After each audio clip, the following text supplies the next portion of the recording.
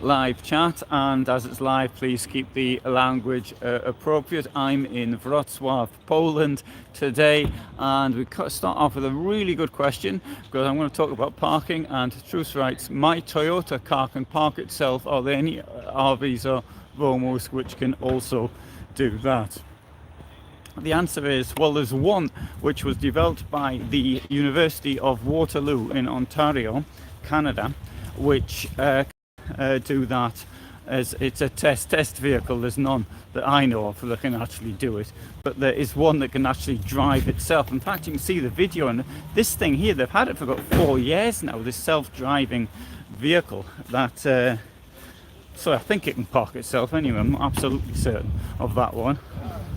I mean, the point of this is, I mean, most of us, I think, would like to drive a little bit, but I must admit I don't really like driving all that much myself, so it's all right, I don't mind it from time to time, but it's not something I really sort of look forward to. Oh great, I've got to drive 1,000 kilometers today. I'm really looking forward to that. Once I've done about 200, I've had enough. I think, right, I'd rather just park my van and go and see something. Anyway, so what I wanted, in fact, I think it's almost a traffic-free zone, or well, there's cars around, but one probably needs to have a special pass to get into this part of the city. And so one thing I think with motorhomes, I do see people in large cities from time to time with them, but I always think it's a pretty bad idea for a number of reasons. The first reason is that parking. Well, if you're trying to park a car in many places, it's difficult. But what if you try and park a motorhome? It's impossible. In November 2008, I went to Paris, and I arrived. It was a Sunday morning, and I parked my car. I was in then. In the first space I found, and for the rest of the day walking around Paris, I didn't see a single free parking space, not one. So obviously that's Paris, and that may be a bit of an exaggeration, but so I think that if one's not on a campsite, now I'm staying at a campsite here which is just outside of town, so I got on the train took about 20 minutes, let's say about 50 minutes to walk to the station, so it's 35 minutes. There's also a bus as well which you can get, and if you're feeling really fit, it takes about an hour to cycle on by bicycle here. So my advice is to do that, to find a place outside of town, like use an app like Park for Night. I've got the Park for Night t-shirt on right now, which I shall show you, demonstrate. And so if you use something like that, you can find something quite close to the centre. Now, a lot of people talk about this stealth camping, this urban camping. Yeah, sure, if you've got a stealth van, you could come and sleep in a place like I am right now in the city centre. But I don't think it's the same as being you're trying to hide and all the rest of it about what you're doing. So many places, if you're sort of just outside of the town and you're in your vehicle, it doesn't really bother anybody. But I think if you get yourself in too far into the centre, you've got, first of all, you're running the risk of these comedians coming out of the pubs at 2 in the morning and banging on the van thinking that's funny, particularly if they can tell that your van's a van. And so that's the first thing. But the second thing, it's all this trying to remain hidden and all the rest of it. Now, I do appreciate there's a good reason for people might want to be in a stealth vehicle. Maybe they work somewhere or have to be somewhere because they want to get the internet or something like that. There may be very good reasons. But if you're sort of touring, then I would suggest that the best thing to do is to use public transport. Well, what if you're in the United States and there's next to no public transport? Well, yeah, in that case you can walk, can't you? Or use the bike, or use Uber or something. In the worst case, this is something I thought quite a lot about. And one thing that I often sort of dreamed of being in a place like in southern Italy or the Mediterranean somewhere, and there being a parking in a port or something like that. And when I actually did it, I filmed the video. It was 10 years ago now, and it just wasn't what I was expecting it to be at all. It was nowhere near. Went up to it was at night. I heard these comedians driving down at I don't know how fast they were going, making a racket, and it just wasn't exciting as I thought it was going to be.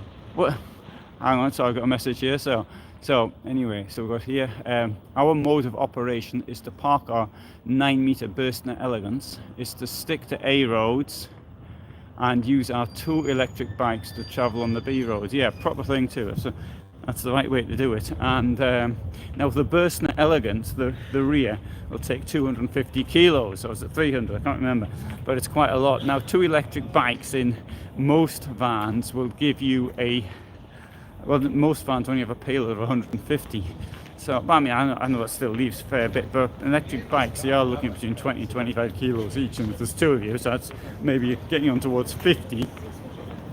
So that's a significant chunk of your rear payload.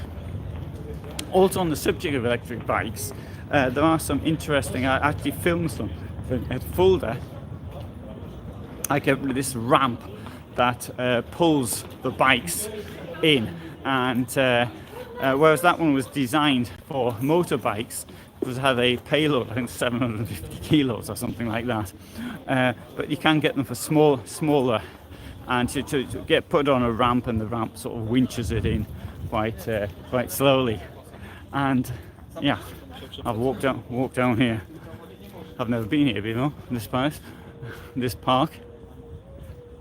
And so anyway, you know, the idea of being somewhere like I am right now, look at this, it looks really nice, as you be able to see.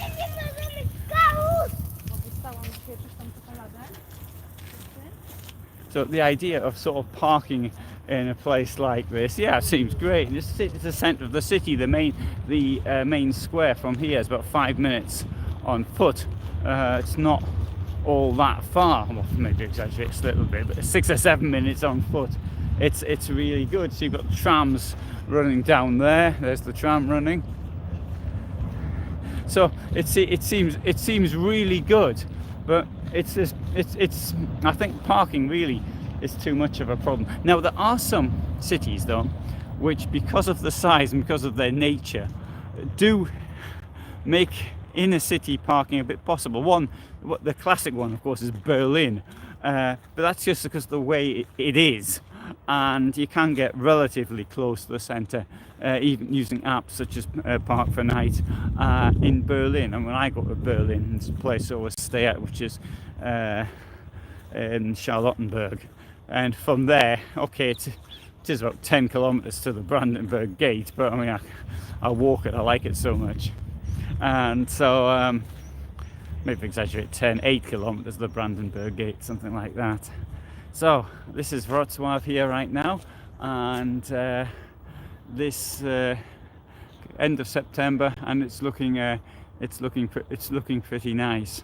So what do other people think about where do they park, and what's important for them? Do you want to be on a campsite, or if you wild camping, or what? I mean, there is the issue of security as well. I do appreciate that. I mean, it's a campsite, you'd hope that the city is pretty secure, but if you leave it in the city somewhere, you never know. I mean, I've heard a number of horror stories of things that have gone wrong in cities, and that I think is something also that one should consider.